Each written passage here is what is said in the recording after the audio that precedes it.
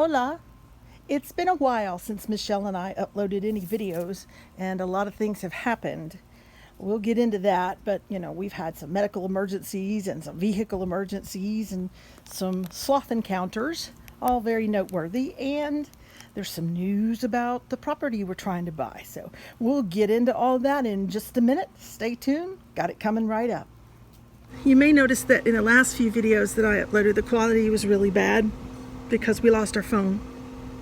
And it was an iPhone 7 Plus, and it got gone. Well, it took a while to save up to get another phone of similar quality. I now have an iPhone 7 again, and so that's what we're recording on today. So it'll do. It should show this beautiful bright day and lovely neighbor's pool and pretty flowers and big tree. I think the tree it's an oak tree, but I think it looks like a guanacaste tree from Costa Rica. But a lot has happened, and some of it involved a medical emergency that I had. I had a heart attack back in June and ended up spending a couple weeks in the hospital. And there's a lot of wisdom that came from that for anyone that's looking to move to Costa Rica. You need to pay close attention to how the medical system works there, because there's a private healthcare system and a public healthcare system. And the private healthcare system is very good, but you either have to have a lot of money or you have to have insurance, private insurance. And the public healthcare system, it depends on where you are. So if you're going to be depending on the public healthcare system and the CAHA, your location is going to determine which hospital that you would go into in an emergency or be transferred to in an emergency. I was unfortunate enough to be in San Carlos, and by default I was taken to Hospital San Carlos in Quesada. And I have to say, without apology, that's some of the worst healthcare and emergency care that I've ever seen in my life.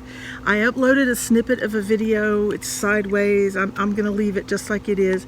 I uploaded it while I was in the hospital because I was afraid that if they knew that I was recording and filming some of the things that went on in that hospital, because there's more, that wasn't it. There's a lot more footage that I have that I'm not going to make public. I was afraid they'd take my phone because it's pretty bad. I was left sitting in the emergency department with an active heart attack. It was an NSTEMI, but it was still a heart attack. NSTEMI means non-ST elevation myocardial infarction, which means that the electrical activity of my heart was not reflecting the fact that my heart was having an issue, a heart attack. It was a real heart attack. And I did suffer some heart damage, but I sat for more than 10 hours at that hospital before receiving any intervention or treatment or anything. My blood troponin levels finally came back high and alerted them that there was a problem. And then I had chest pain for days after that, periodically off and on, and got no care for it at all. So I got the wrong medicine. They gave me it was just horrible. It was horrible.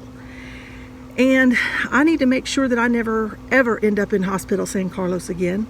I did end up walking out. I got to Hospital Mexico, which is in San Jose, and I received excellent care there. From the minute I walked through the door I had a heart catheterization procedure. They looked at my arteries and all of that, and it was just really outstanding care. So both are public health care. Hospital San Carlos and Hospital Mexico are both in the public healthcare system in Costa Rica. They're different as night and day. I would trust the cardiac unit at Hospital Mexico any day with my care. It turns out that I had, they call it unstable angina, but that seems a little soft to me, that term, because it was a real heart attack. It was from an arterial spasm. It was not from a blockage. I don't have any blockages in any arteries, but the lupus and the rheumatoid arthritis and things that I do have are severe enough that they cause the vasculitis and the spasming of arteries that were severe enough in my heart to shut down blood flow to my heart, and I had heart damage. I had it showed up on oh shoot, it's like an ultrasound they do of the heart, and they look at the ejection fraction and all of that. And I know what it's called, but right now I can't think of it. But they look at all of that, and it showed up on that I had damage with clear arteries. So there was really only one conclusion to draw based on my history and all of that. So they reevaluated my medicine. They doubled my alpha channel blocker, kept me on the beta blocker, added a sartan, which is a angiotensin something. It's ARD, angiotensin something. But anyway, it's I know what it is. I just can't think of the name of it right now. But anyway, I'm doing okay as far as the heart is concerned. I'm no better and no worse than I was before I went into the hospital. The other thing, there's been a couple of other things happen. We had an accident in the bus.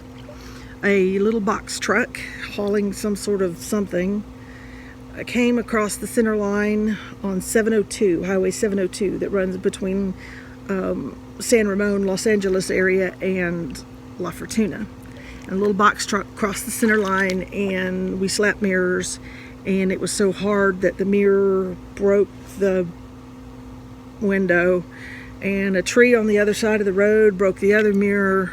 On the off side of the road broke the other mirror. So 2 broken mirrors, a broken window, and it knocked the exhaust loose underneath the bus. So we don't have exhaust, and we're waiting on that to all be repaired.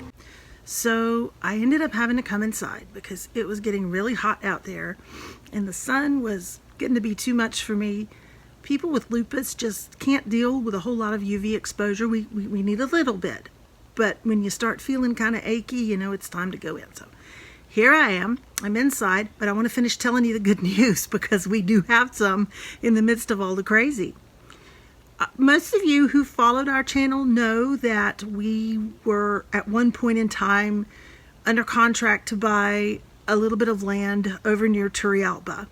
We loved it. It just seemed like the perfect place for us. It had water, it had everything. Well, that didn't work out. Something went wrong with some kind of certification for the plano to be Costa Rica.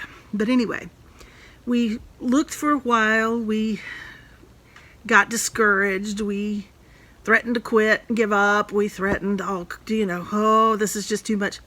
We kept looking, and we finally found about 5.5 acres, which is just over 2 hectares, near Bihagua. Well, actually, you can look out from our front yard and see the peak of the Miravalles volcano. It's very close. So we're up on the slopes of the Miravalles volcano. And this property has the river, it has the aquifers, it has all kind of fresh water, but it also has a little house on it.